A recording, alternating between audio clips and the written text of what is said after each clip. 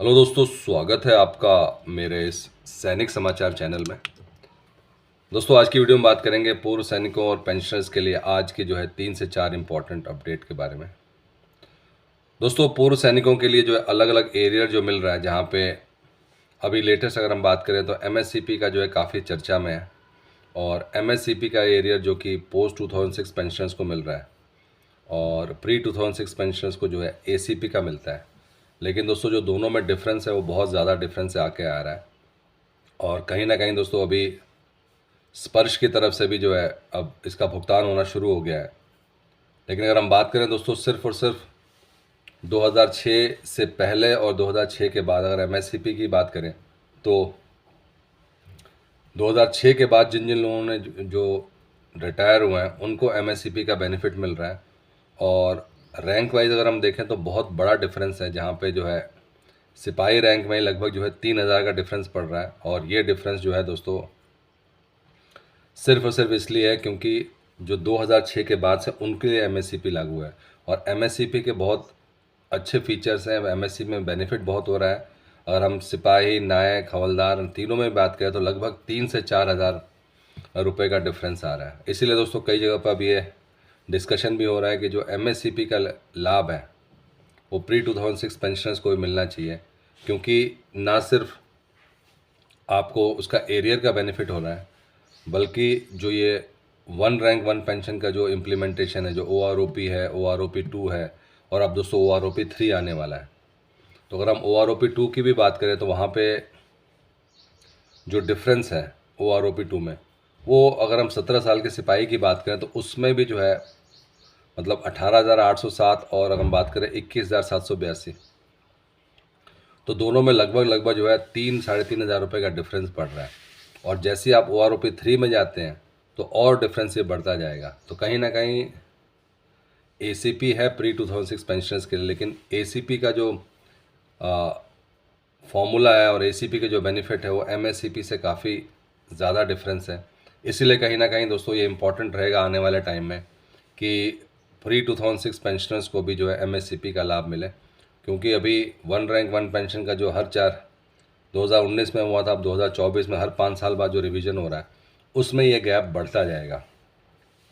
और आप समझ सकते हैं कि एमएससीपी इम्पॉर्टेंट इसलिए है कि अभी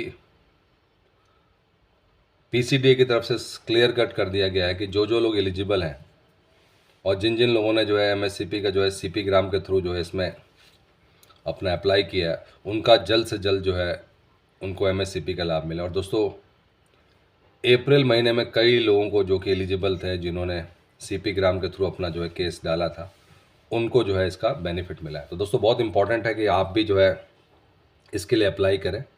बट अगर प्री 2006 पेंशनर्स को मिलना है नहीं मिलना, ये इतना आसान नहीं रहेगा, क्योंकि ऑलरेडी एसीपी उनको मिल रहा है और एमएससीपी के लिए पोस्ट 2000, तो नियमों में बदलाव करना बहुत मुश्किल है। लेकिन अगर हम बात करें कि बेनिफिट्स की, तो आज की डेट में एमएससीपी के बहुत बेनिफिट्स हैं, जागरूकता बहुत है लोगों में, और उसकी वजह से दोस्तों एमएससीपी का बहुत लोग अप्लाई कर रहे हैं। और एक बहुत सिंपल सी बात है कि आप लोगों ने 8, 16, 24 साल अगर किसी रैंक में बिताते हैं तो आप एमएससीपी के लिए एलिजिबल भी हो जाते हैं। तो दोस्तों अब पीसीडीए ने भी अब इसको क्लियर कट कर दिया है कि जितने लोग भी एलिजिबल हैं उनको इसका मिलना चाहिए। और अब आपको फास्ट ट्रैक पर इसकी सुविधा मिलेगी। सिर्फ और सिर्फ आपने अपनी तरफ से इसको आपने सीपी ग्राम में अपना डालना केस, या स्पर्श के थ्रू भी आप अपना केस डाल सकते हैं। बट क्योंकि सीपी ग्राम से जल्दी जल्दी हो रहा है, इसलिए आप सीपी ग्राम का माध्यम करें।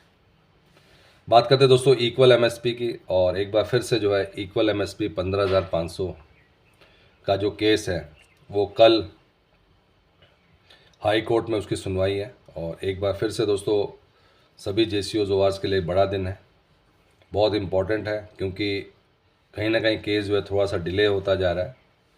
जो एक टाइम पे फास्ट ट्रैक पे था, जहाँ पे ये उम्मीद की जा रही थी कि 1-2 और हियरिंग में अब ये केस का फैसला आ जाएगा, लेकिन ऐसा हुआ नहीं। और अब क्योंकि नई बेंच बैठी है और नए जजेस भी आ गए हैं, तो उस हिसाब से अब कल का जो सुनवाई है, कल की जो हियरिंग है, वो बहुत इम्पॉर्टेंट रोल प्ले करने वाली है, क्योंकि कल की हियरिंग के बाद से ये क्लैरिटी होगी कि फ़ैसला कब आना है। अभी कल तो फैसला आने की कोई ऐसी उम्मीद नहीं है, क्योंकि अभी पूरी की पूरी प्रॉपर तरीके से सुनवाई होने वाली है। बट इससे ये क्लैरिटी हो जाएगी कि जब सुनवाई होती है उसके बाद से क्या इसमें हो। कल का दिन भी जो है इम्पोर्टेंट है, और कल भी जो है 3 बजे की टाइमिंग मिली हुई है। तो आप जानते हैं कई बार जो है शाम को जो दोपहर के बाद की जो टाइमिंग मिलती है, पीछे वाले केसेस अगर थोड़ा टाइम ज़्यादा लेते हैं तो कुछ चांसेस ये भी रहता है कि सुनवाई नहीं हो पाती। लेकिन दोस्तों, होप फॉर द बेस्ट। अगर कल सुनवाई होती है तो कल क्लैरिटी होगी, और हम बात करेंगे कल एक बार फिर से जो है क्या इस पर सुनवाई होकर क्या रिज़ल्ट आ रहा है, कितने दिनों में रिज़ल्ट तो क्या आएगा, लेकिन ये है कि आगे कितने दिनों में जो है इसका जो है फैसला आने की उम्मीद है। बात करते हैं दोस्तों एक और नया जो इम्पोर्टेंट अपडेट है, जो है 1 रैंक 1 पेंशन 3, जो कि अब मात्र जो है 1 महीने दूर रह गया, और उसके इम्प्लीमेंटेशन की चर्चा तेज़ हो गई है।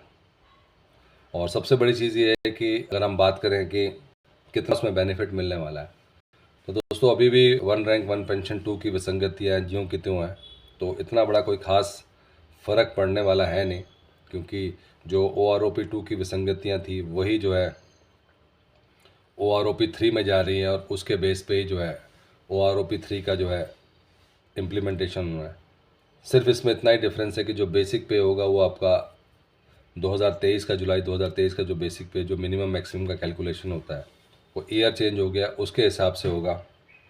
अदरवाइज़ जो फॉर्मूला है, जो लेंथ ऑफ सर्विसेज है, जो अन्य सारी विसंगतियाँ हैं जिसके लिए हमारे पूर्व सैनिक कई सालों से जो है इसके ऊपर धरना प्रदर्शन कर रहे हैं, वो ज्यों की त्यों है। तो उन चीज़ों में आप कोई एक्सपेक्ट नहीं कर सकते कि उसमें क्या होने वाला है। OROP 2 जैसे है वैसे ही OROP 3 में जाएगा। बस ये है कि जो ईयर है वो डिफरेंस हो रहा है, जिसका कि जो है जिसके बेस पे जो है कैलकुलेशन होना है।